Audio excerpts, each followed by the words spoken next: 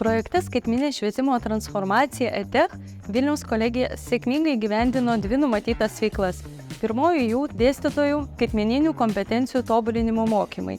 Antroji veikla apėmė Vilniaus kolegijoje dėstomų dalykų ir modulių skaitmeninimą. Mokymuose dalyvavo 27 Vilniaus kolegijos dėstytojai. Tikslas buvo parengti skaitmeninės mokymosi priemonės lietuvių ir anglų kalbomis. Iš viso parengėme 48 skaitmeninės mokymosi priemonės, kurios yra talpinamos Vilniaus kolegijos virtualioji mokymosi aplinkoje, kurias jau dabar sėkmingai naudoja studentai studijų procese.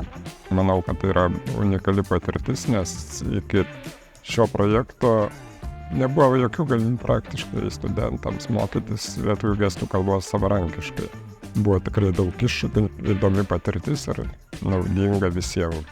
Nuo šiol e-dalyko kūrimas man asocijuojasi su kokybišku studijų turiniu ir jo pateikimu šiuolaikiniam interaktyviam studentui. Iš tikrųjų labai džiaugiuosi turėjusi galimybę sukurti patrauklų ir interaktyvų turinį studentams, iš kurio jiems mokytis bus daug lengviau ir įdomiau.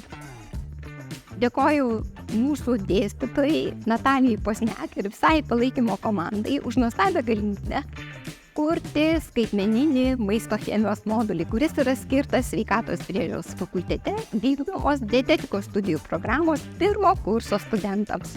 Tai, kuo aš gyvenu ir myliu, želdynais, jų priežiūra, tvarkymu, dabar galiu inovatyviai, interaktyviai dalinti su studentais skaitmeninėje erdvėje. Kas man šis projektas? Iššūkis ir galimybės. Viešasis kalbėjimas dažniausiai mums yra iššūkis. Tikiu, kad paruoštas e-modulis verslo vadybos fakulteto studentam bus galimybė kalbėti geriau, drąsiau ir laisviau. Rengiu vokiečių kalbos ir kultūros modulį, mano kolegos specialybės verslo anglų kalbos modulį. Ir dabar laukia nauji iššūkiai, stengsimės parengti modulius pasinaudodami dirbtiniu intelektu.